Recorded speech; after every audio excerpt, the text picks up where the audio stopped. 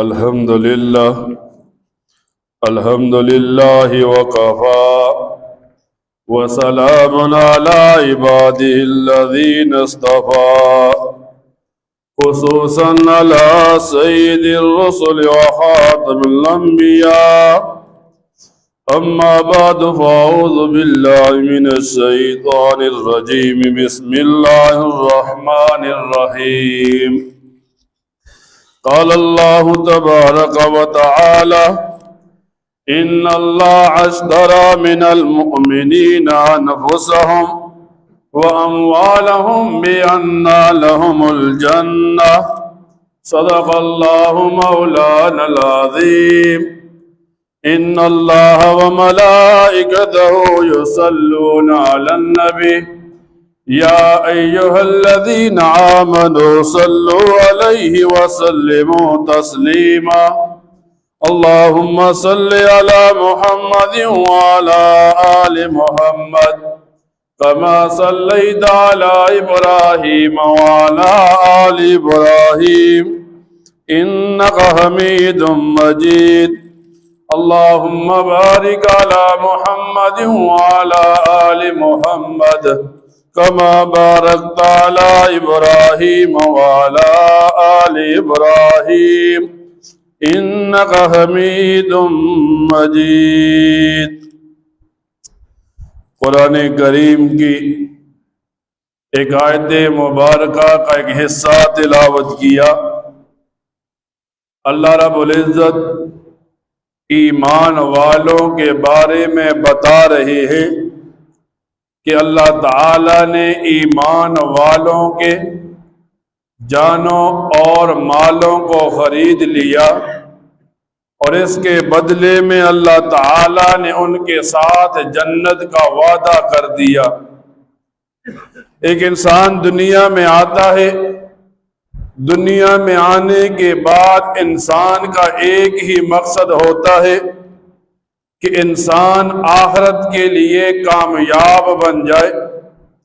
انسان کی ساری دنیا کی زندگی کا مقصد صرف آخرت کی کامیابی کا دار و مدار ہوتا ہے.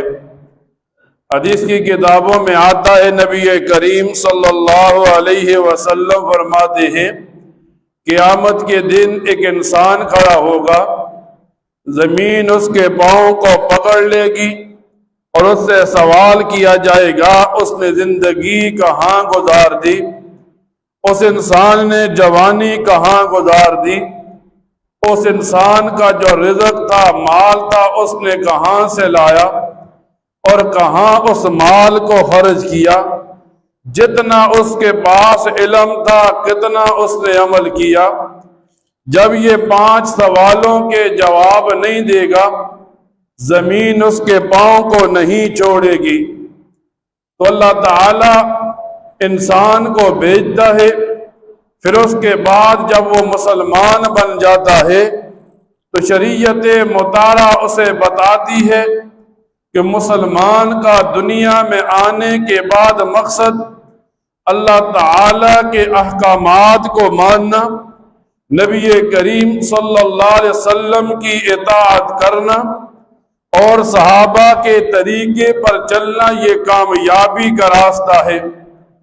مسلمان اس وقت کامیاب ہوگا جب وہ رحمان کے طریقے کو اپنائے گا، اور مسلمان اس وقت ناکام بن جائے گا جب وہ شیطان کے راستے پر چل پڑے گا. اب ایک مسلمان دنیا میں آیا تو اسے بتایا گیا، مسلمان دنیا میں آنے کے بعد پوچھتا ہے کامل مومن کون ہے؟ اسے بتایا جاتا ہے کامل ایمان والا مومن وہ ہے جس کے ہاتھ اور زبان سے دوسرا مسلمان محفوظ رہے، یعنی نہ کسی کو ہاتھ سے تکلیف پہنچائے نہ کسی کو زبان سے تکلیف پہنچائے. لیکن علماء کتابوں میں لکھتے ہیں ایک آدمی دنیا میں آتا ہے اور دنیا میں آنے کے بعد اس انسان کی 3 حالتیں بن جاتی ہیں. ایک تو وہ انسان ہے دنیا میں آیا اپنی خواہشات کے پیچھے لگ گیا، اب ہر وقت اس کے ذہن میں ہے میرے ذہن میں جو خواہش ہے یہ پوری ہو جائے، اور جب ان خواہشات میں لگتا ہے پھر وہ اللہ تعالیٰ کے احکامات کو توڑتا ہے، پھر وہ نبی کریم صلی اللہ علیہ وسلم کے طریقے کو چھوڑتا ہے۔ اس انسان کی مثال علماء یوں دیتے ہیں، فرمایا اس انسان کی مثال اس بکری کی، بھینس کی، گائے کی طرح ہے جس کے ایک طرف اس کا بچہ باندھا ہوا ہے، دوسری طرف چارہ پڑا ہوا ہے، اور یہ جانور چارے کے لیے اپنے بچے کو بھول جاتا ہے۔ اسی طرح یہ انسان دنیا میں اپنی خواہشات کی وجہ سے اللہ کے حکموں کو بھول جاتا ہے، نبی کریم صلی اللہ علیہ وسلم کے طریقوں کو بھول جاتا ہے۔ فرمایا جب یہ خواہشات پوری کرتے کرتے دنیا سے جاتا ہے، آخرت کی منزلوں میں اس کے لیے ناکامی کا راستہ کھلتا ہے۔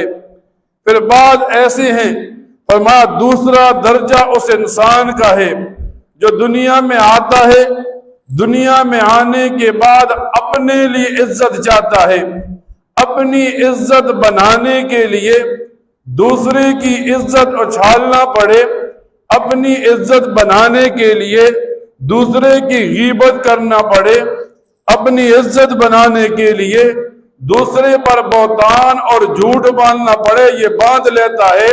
اس وجہ سے یہ چاہتا ہے پس میری عزت بن جائے، اگلے کی ذلت ہوتی ہے ضرور ہو۔ علماء فرماتے ہیں ایسا انسان دنیا کے اندر بھیڑیے کی طرح ہے جو کسی بھی ریوڑ پر شکار کر کے جانور کھانے کی، اپنا پیٹ بھرنے کی کوشش کرتا ہے، چاہے چروانے والے کا نقصان ہی کیوں نہ ہو۔ اور تیسرا فرمایا تیسری حالت انسان کی یہ ہے، دنیا میں انسان اس ہی کوشش اور لگن میں لگا رہتا ہے میری عزت بنتی ہے یا نہ بنے، اگلے کی عزت خراب ہو۔ اور آج کل اکثر انسان اسی لت میں پڑ گئے، اپنی عزت بھی نہیں بنتی، اگلے کی عزت بھی اچھالنا شروع کر دیتے ہیں۔ فرمایا یہ انسان اپنی بھی عزت نہیں بنا سکتا، اگلے کی عزت بھی خراب کر دیتا ہے۔ فرمایا اس کی مثال سانپ کی سی ہے، بچھو کی سی ہے، جب وہ کسی کو ڈنگ مارتے ہیں، اب جس کو ڈنگ لگتا ہے اسے تو تکلیف ہوتی ہے لیکن سانپ یا بچھو کو تکلیف نہیں ہوتی۔ تو ایک مسلمان کی رہنمائی کرتے ہوئے شریعت مطالعہ بتاتی ہے مسلمان کا ایمان اس وقت کامل ہوگا جب اس مسلمان کے ہاتھ سے، اس مسلمان کی زبان سے دوسرا مسلمان محفوظ ہوگا۔ پھر علوم لکھتے ہیں کتابوں کے اندر، ایک آدمی دنیا میں آیا تو دنیا میں آنے کے بعد اللہ تعالی اس انسان پر انعام کرتے ہیں۔ دین اسلام کا ملنا یہ سب سے بڑا انعام ہے، انسان کے اعضاء کا ٹھیک ہونا یہ سب سے بڑا انعام ہے، انسان کا صراط مستقیم پر چلنا، دین کے ساتھ محبت ہونا، یہ اللہ تعالیٰ کا سب سے بڑا انعام ہے۔ فرمایا جب اللہ تعالیٰ انعام کرتا ہے تو اس کے بدلے میں انسان پر لازم ہوتا ہے کہ وہ اللہ تعالیٰ کا شکر گزار بن جائے۔ اب شکر گزار کیسے بننا ہے؟ فرمایا پہلے اللہ تعالیٰ کی عظمت کو دل میں بٹھانا ہے، میری جتنے اعضاء ٹھیک ہیں، میں جتنا صحت مند رہ رہا ہوں، میں جس طرح مشکلات کے بجائے دنیا میں آسانی کی زندگی گزار رہا ہوں، یہ اس اللہ کی کبریائی ہے جس نے پیدا کیا۔ اب جب اللہ تعالیٰ کی عظمت دل میں بیٹھ جائے گی، فرمایا پھر اس مسلمان پر لازم ہے کہ اللہ تعالیٰ کا شکر زبان سے ادا کرے۔ حدیث کی کتابوں میں آتا ہے نبی کریم صلی اللہ علیہ وسلم فرماتے ہیں جب آدمی کسی نعمت پر اللہ کا شکر ادا کرتا ہے تو اللہ تعالیٰ اس نعمت کے اندر اور زیادتی ڈالتے چلے جاتے ہیں۔ فرمایا تیسری اور حقیقی شکر یہ ہے کہ اللہ تعالیٰ نے جو نعمت دی ہے اس کے بارے میں یہ جانچے کہ اس کے بارے میں حکم کیا ہے۔ اللہ تعالیٰ نے آنکھیں دی، اب آنکھیں دینے کے بعد اللہ تعالیٰ نے بتایا ان آنکھوں سے غیر محرم کو نہیں دیکھنا، ان آنکھوں سے گناہ نہیں کرنا، یہ نعمت کا شکر ہے۔ کان دیے فرمایا کانوں سے گناہ نہیں کرنا، غیبت نہیں سننی، جھوٹ نہیں سننا، یہ کانوں کا شکر ادا کرنا ہے ایک مسلمان کے لیے۔ پھر جب آدمی اللہ تعالیٰ کی نعمتوں کو دنیا میں پاتا ہے تو علماء لکھتے ہیں دنیا کے اندر اللہ تعالیٰ نعمتیں دیتا چلا جاتا ہے، ذمہ داریاں ڈالتا چلا جاتا ہے۔ جب ایک آدمی نے اپنے آپ کو ایمان والا کہلوا لیا، اپنے آپ کو مسلمان کہلوا لیا، تو اللہ تعالیٰ اس مسلمان پر 3 ذمہ داریاں ڈالتا ہے۔ فرمایا سب سے پہلے اس ایمان والے کو بتایا اپنے دین کو سیکھنا ہے، اور اتنا دین ضرور سیکھنا ہے جو اسے دن و رات میں کام آئے۔ وہ مسلمان نماز پڑھتا ہے، نماز کے فرائض پتہ ہوں، نماز کے واجبات پتہ ہوں۔ اگر وہ مسلمان مسجد میں آتا ہے، مسجد کے حقوق پتہ ہوں۔ یہ مسلمان کسی معاشرے میں رہتا ہے، ہمسایوں کے حقوق پتہ ہوں۔ فرمایا اس مسلمان کے لیے پہلے یہ ہے وہ دین کو سیکھے، دین کو سیکھنے کے بعد دوسرا یہ اس دین پر چلنے کی کوشش کرے۔ علماء لکھتے ہیں علم بندے کو تب ہی نفع دیتا ہے جب وہ اس پر عمل کرتا چلا جاتا ہے۔ ایسا کہ ایک آدمی نے علم تو حاصل کر لیا لیکن عمل نہیں کیا، فرمایا یہ ایسا ہے ایک دریا بہہ رہا ہے اور لوگ اس سے نفع نہیں اٹھاتے، یہ اسی مانند ہے۔ تو ہر مسلمان کے لیے اتنا علم کہ جس پر وہ دن و رات گزارے لازم ہے، پھر علم پر عمل کرنا اس پر فرض ہے۔ اور فرمایا تیسرا یہ اپنے مسلمان بھائی کو بھی وہ علم کی طرف راغب کرے، علم پر چلنے والا، دین پر چلنے والا بنا دے۔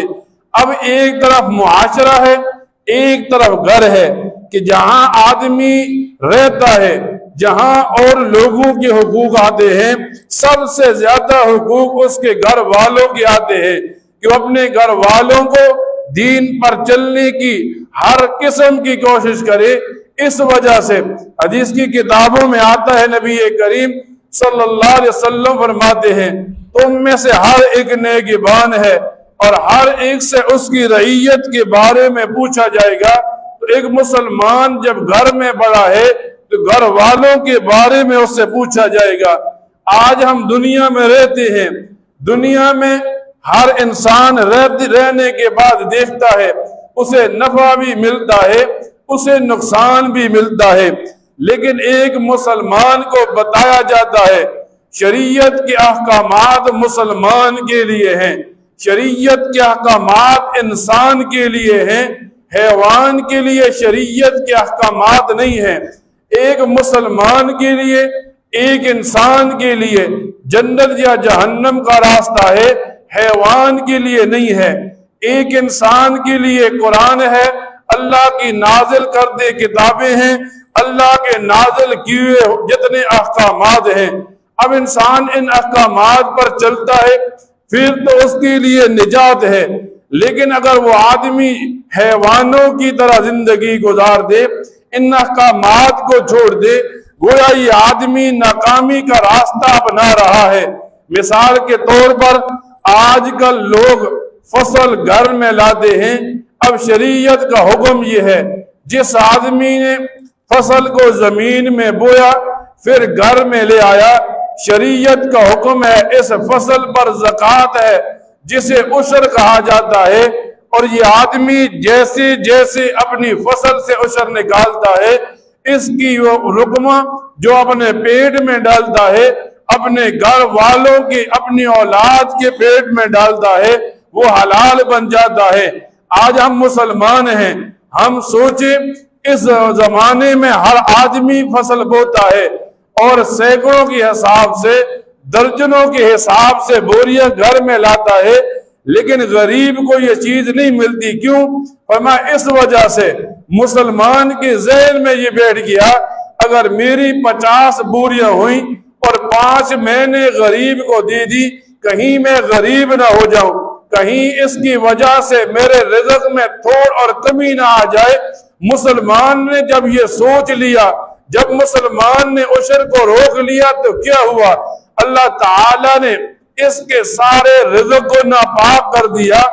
اب اس کی محنت سے فصل گھر میں آئی، اس نے لقمہ کھایا، سمجھا کہ حلال کا ہے، حالانکہ مشتبہ لقمہ کھا کر نماز پڑھتا ہے، نماز ادا نہیں ہوتی، روزہ رکھتا ہے، روزہ ادا نہیں ہوتا، حج کے لیے چل پڑتا ہے، حج ادا نہیں ہوتا۔ حضرت عثمان غنی رضی اللہ تعالیٰ عنہ فرماتے ہیں ایک مسلمان زکوٰۃ ادا نہیں کرتا، اللہ تعالیٰ اس کی کوئی عبادت قبول نہیں کرتا۔ آج ہم اس دور میں پہنچ گئے کہ ہم سمجھتے ہیں مال سے زکوٰۃ نکالیں گے مال کم ہوگا، ہم گندم سے عشر نکالیں گے گندم کم ہو جائے گی، حالانکہ اللہ تعالیٰ فرماتے ہیں مال سے زکوٰۃ نکالیں مال پاک ہو جاتا ہے، گندم سے عشر نکالیں گندم پاک ہو جاتی ہے۔ اب ایک طرف انسان سمجھتا ہے یہ نکل گیا گندم سے عشر تو کم ہو گئی، حالانکہ ایسا ہوتا ہے اللہ تعالیٰ تھوڑے میں برکت دے دیتا ہے۔ آج مسلمان نے ایک نظریہ بنا لیا، کثرت کا نظریہ ہے، زیادہ کا نظریہ ہے، حالانکہ علماء مسلمانوں کو بتاتے ہیں کثرت کی دعا نہیں کرنی چاہیے، برکت کی دعا کرنی چاہیے۔ ایک آدمی کے گھر میں 10 بوریاں ہوں گی لیکن اس نے عشر نکالا ہوگا، وہ پورے سال اطمینان سے کھائے گا، اس کی عبادتوں کے اندر نور ہوگا، وہ گناہ کرے گا، گناہ کی وجہ سے اسے رن ملے گا۔ لیکن ایک آدمی کی 100 بوریاں ہوئیں، اس نے 10 بوریاں غریب کی دبا لی، عشر کو گھر میں رکھ لیا، اب نماز پڑھتا ہے، نماز پڑھنے کی وجہ سے، نیکی کرنے کی وجہ سے اسے سرور نہیں ملتا، گناہ کرتا ہے اسے غم نہیں ملتا، دعا کے لیے ہاتھ اٹھاتا ہے دعائیں قبول نہیں ہوتی، اس وجہ سے کہ جب آدمی عشر چھوڑ دیتا ہے، جب آدمی اللہ کے حکموں کو توڑنا شروع کر دیتا ہے، پھر اللہ بے موسم کی بارشیں برساتا ہے۔ جب بارش کی ضرورت ہوتی ہے اللہ بارش روک لیتا ہے، اور جب بارش کی ضرورت نہیں ہوتی پھر بارشیں یوں آتی ہیں کہ انسان سمجھتا ہے یہ اللہ تعالیٰ عذاب کی صورت میں، امتحان کی صورت میں بھیج رہا ہے۔ تو آج ہم نے اپنے رزق کو پاک کرنا ہے۔ جس آدمی نے بھی زمین میں فصل بوئی ہے، ہر 10ویں بوری کسی غریب کا حق ہے، ہم نکالیں گے اپنی گندم سے، ہمارا رزق بھی پاک ہوگا، رزق پاک ہو گیا، اولادیں فرمانبردار ہو جائیں گی، ہم دنیا سے جائیں گے، آخرت میں ہمارے لیے ذخیرہ بنتا چلا جائے گا۔ اللہ تعالیٰ سے دعا کیا کرے اللہ تعالیٰ ان باتوں کو سننے کے بعد ان پر عمل کرنے کی توفیق عطا فرمائے۔ وآخر دعوانا الحمدللہ رب العالمین۔